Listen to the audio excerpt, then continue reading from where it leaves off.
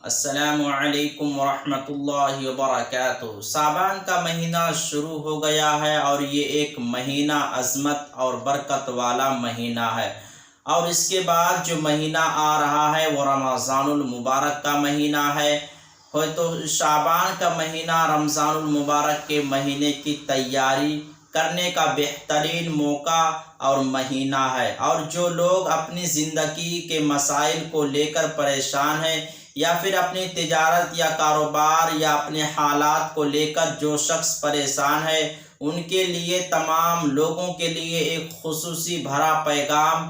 ہے یہ مہینہ اور یہ آنے والا مہینہ۔ اس مہینے کا ہر دن اور ہر آنے والا ہر گھڑی، ہر لمحہ بابرکت اور ایک عظمت والا ہے۔ اللہ تبارک و تعالیٰ نے ان مہینوں کے اندر اپنے بندوں کے ثواب کو بڑھا دیتا ہے، ان کی عبادت کے لیے ہوئے ثواب کو اللہ رب العزت دوگنا کر دیتا ہے۔ تو اس مہینے کے اندر ہم اپنی پریشانی کے حل کے لیے اللہ تبارک و تعالیٰ سے خصوصی طور پر دعا کرے۔ اللہ تبارک و تعالیٰ نے قرآن کریم کے اندر فرمایا ہے، اللہ کی رحمت سے نا امید نہ ہوا کرو۔ اللہ کی رحمت تم پر ہر وقت برستی رہتی ہے، لیکن تمہیں احساس نہیں ہوتا ہے۔ میرے عزیزو، اللہ تبارک و تعالیٰ نے اس مہینے کے اندر اسی طریقے سے جو برکت والے مہینے اور جو برکت والے دن ہمیں عطا کیے ہیں، حضور اکرم صلی اللہ علیہ وسلم کے صدقے میں ہمیں سب کچھ ملا ہے۔ ہم سے پہلے جو امتیں آئی ہے ان کی عمر بڑی لمبی ہوا کرتی تھی، 400 سال، 500 سال، 800 سال اور 900 سال ان کی عمر بھی لمبی، اور اس کے ساتھ ساتھ وہ بڑے طاقتور اور بڑے مضبوط ہوا کرتے تھے۔ لیکن اللہ تبارک و تعالیٰ نے اس امت کو اور اس امت کی جو عمر ہے وہ بہت بڑی کم ہے، زیادہ سے زیادہ 80 سال اور اس سے بھی زیادہ 100 سال کے بعد انسان تو اپنے آپ کو بہت کمزور محسوس کرنے لگتا ہے۔ تو اس امت کی عمر بھی کم ہے اور اس امت کے اندر کمزوریاں بھی زیادہ ہے، یعنی ایک طاقت کے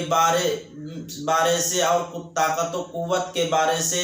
اعتبار سے کمزور ہے، لیکن اللہ تبارک و تعالیٰ کی رحمت بہانے تلاش کرتی ہے۔ تم ایک عبادت کرو، چھوٹا سا عمل کرو، چھوٹی سی عبادت کر لو، میں تمہیں پورے سال روزے رکھنے کا ثواب دوں گا۔ تم ایک نفل نماز پڑھ لو، میں تمہیں گناہوں میں کو معاف کر دوں گا، تم نماز کی پابندی کر لو، تمہیں جنت عطا کر دوں گا۔ میرے سامنے ہاتھ اٹھا کر دعا کر لو، میں تمہاری مغفرت کر دوں گا، اور میں تمہارا پوری زندگی گناہوں کو معاف کر دوں گا۔ چاہے زمین سے لے کر آسمان تک یہ جو خلا ہے اس کو پور کر دیا جائے، لیکن تمہارے گناہوں کو تب بھی معاف کرنے کے لیے میں تیار ہوں۔ اللہ تبارک و تعالیٰ کی رحمت سے کبھی بھی نا امید نہیں ہونا چاہیے، اور جو یہ مہینہ ہے، یہ جو مہینہ چل رہا ہے، اس مہینے کے اندر ہمیں زیادہ سے زیادہ عبادت کرنی چاہیے، اپنی طرف توجہ بڑھا دینا چاہیے۔ اگر آپ کے اندر طاقت، قوت اور ہمت ہے اور زیادہ روزہ رکھنے کی صلاحیت ہے تو آپ روزہ بھی رکھ کے اہتمام کریں، اور روزہ نہیں رکھ سکتے تو کوئی بات نہیں ہے، نوافل کا اہتمام کریں، نماز تہجد کا اہتمام کریں، اور اپنے فرض نماز کا اہتمام بالخصوص، اور قرآن کریم کی تلاوت کا اہتمام کرے۔ اور وہ عمل ہے جو کہ ہماری زندگی بدل کر رکھ دے گا، کہ اگر ہم اپنی لائف کو اور اپنی زندگی کو قرآن اور حدیث کے مطابق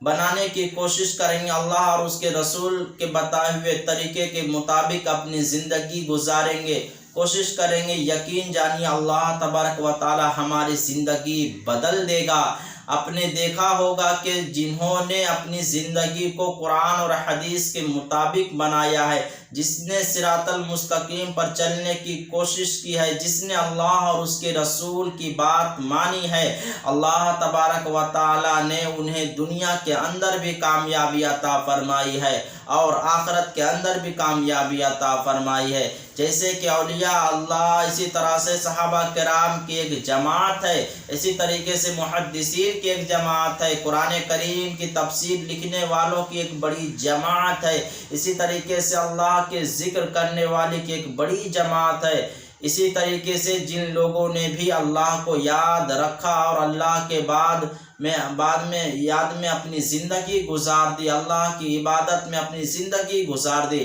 اللہ تبارک و تعالیٰ نے اس کی دنیا بھی بنا دی اور آخرت بھی بنا دی۔ اور میرے عزیزو، ایک بات آپ سے میں کہہ رہا ہوں، دنیا ہے نا یہ بڑی دھوکے باز ہے، یہ دنیا ہے نا انسانوں کو بڑے دھوکے میں رکھی ہوئی ہے۔ انسان یہ چاہتا ہے کہ میرا یہ خواہش پوری ہو جائے، میری یہ تمنا پوری ہو جائے، میری یہ حاجات پوری ہو جائے اور میں اس چیز میں لگ جاؤں اور میں یہ کر لوں وہاں کر لوں، سب کچھ انسان خواب دیکھتا ہے اور ایک وقت ایسا آتا ہے کہ اس کے پاس اس سے جو کچھ اس کی زندگی میں ہے اس سے بھی چھین لیا جاتا ہے۔ ایک دن ایسا آتا ہے کہ ساری خواہش ایک طرف ہو جاتی ہے اور وہ بندہ اس دنیا سے رخصت ہو جاتا ہے، چلا جاتا ہے۔ دنیا تو ایک دھوکہ ہے اور ہمیں دھوکے میں نہیں پڑنا ہے، ہم اپنی آنکھیں کھول کر اپنے ان بہترین اوقات کو صحیح طریقے سے گزارنے کی کوشش کرنا ہے۔ تو میرے عزیزو، ایک بہترین موقع ہمارے ساتھ ہے کہ شعبان کے مہینہ چل رہا ہے، جتنا زیادہ ہو سکے ہم عبادت کے اندر اپنے آپ کو لگائیں، گناہوں سے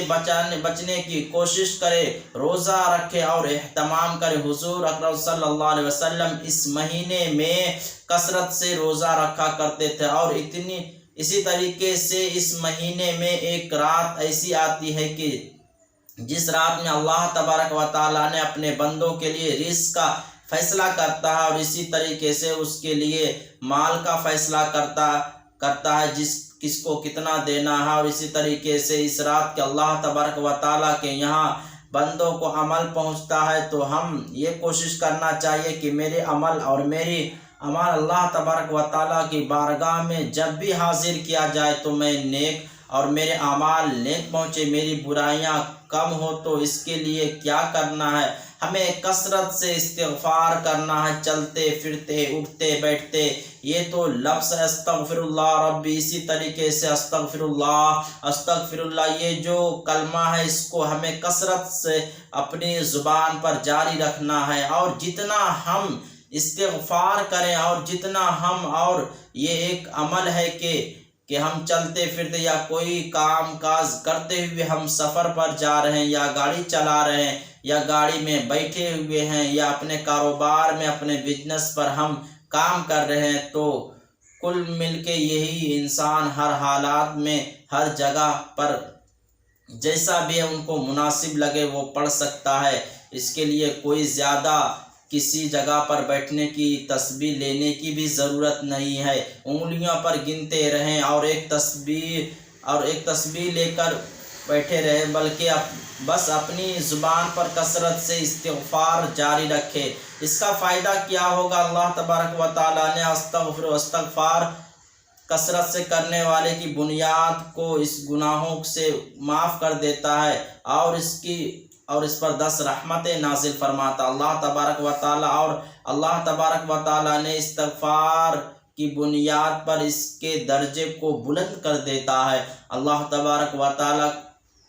استغفار کی بنیاد پر اس کے مال میں بڑھوتی پیدا کر دیتا ہے، اس کے رزق کی تنگی کو دور کر دیتا ہے، اور اس کے جتنے مسائل اور جتنے حالات ہیں اللہ تبارک و تعالیٰ ان پریشانیوں اس بندے کی نکال کر